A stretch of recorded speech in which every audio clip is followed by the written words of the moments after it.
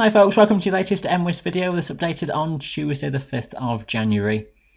Now, as we well know, lockdown has returned and we can't really call this a planning outlook, but hopefully you're able to get outside in your local area and there's general interest in the weather, and we'll try and bring a bit of educational material, some useful weather learning into these videos in the weeks ahead.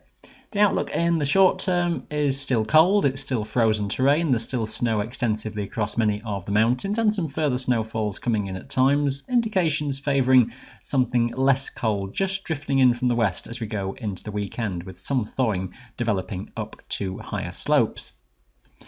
We'll start off with that story with freezing level, and this starting off early on Wednesday. Widespread hard frost in most valleys and glens. By the daytime, the freezing level rising to around 200 to 400 metres, highest around coastal fringes in western Scotland and across England and Wales, but lower terrain staying at least partly frozen and particularly out of sunlight.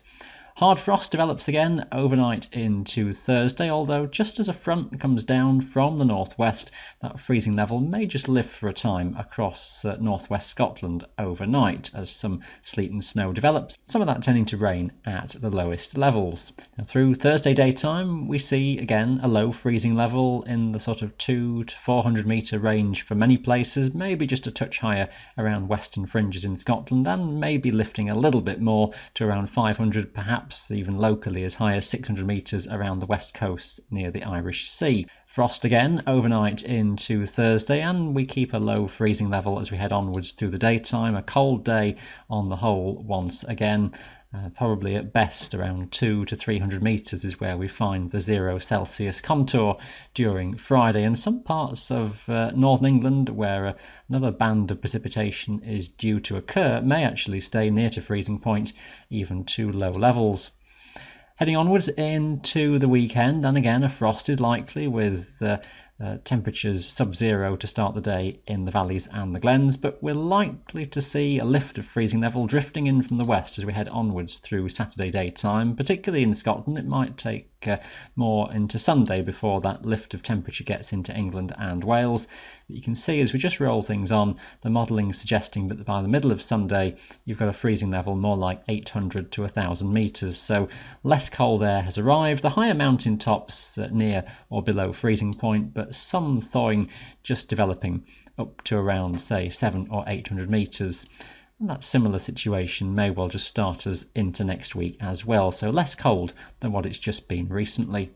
Interesting to see how the situation has evolved in recent days with the weather simulations by the supercomputers, because the idea maybe was that even more colder conditions would hang on for longer. It's still going to stay chilly, but just the idea now that something a bit less cold is in, at least temporarily. We'll see how things go further onwards into next week.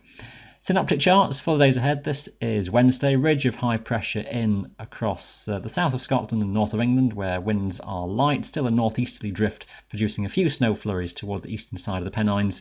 We've got a front just coming down from the northwest, that arriving later in the day across the coast of northwest Scotland, with some rain, sleet and snow extensively across the mountains into the evening. That just drifting further southwards across Scotland through into the early hours of Thursday.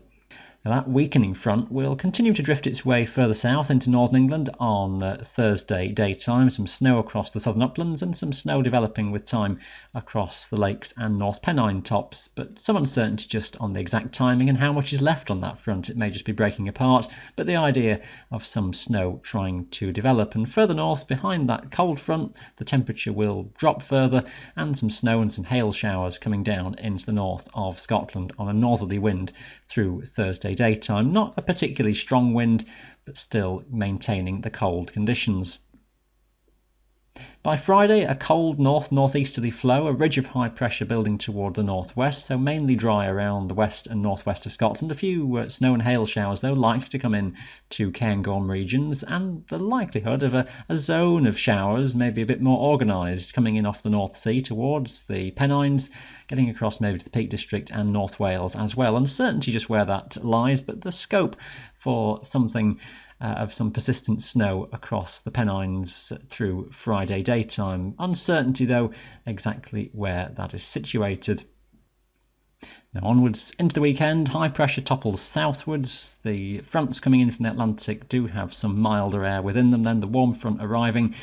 Still a frosty start, with terrain staying at least partly frozen across much of England, Wales and southern Scotland before that milder air and that warm front comes in, with some low cloud, some drizzle, preceded by some sleet and snow into the highlands, but that sleet and snow level tending to lift with time. And indications for Sunday, albeit uncertain at 5 days out, do just favour at least a westerly flow. High pressure nearby, so not really too much around in terms of precipitation amounts. Bits of drizzliness coming into western Scotland, bit of sleet and snow on the highest tops shouldn't really amount to much. But just watch those fronts which lie toward the north. They may just bring something a bit more constant into the northwest highlands. Low cloud, likely to plague many western coasts, best of any cloud breaks further toward the east, and temperatures just generally a little bit higher than recently. The general outlook for next week, I'll show you this chart, which is the pressure anomaly, and this middle layers in the atmosphere to give us a feel for where the big players in the atmosphere are moving around in terms of high and low pressure areas.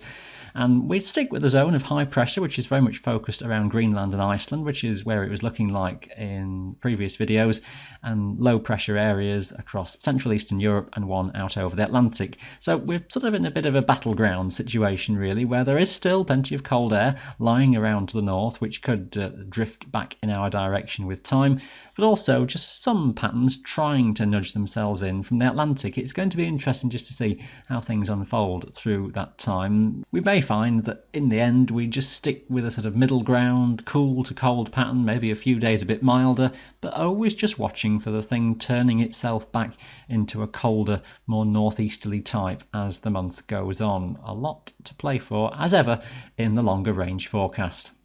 We will leave you with that for today. Hopefully that's been of interest for you. Stay safe and well in these difficult times again. Thanks for watching. Bye for now.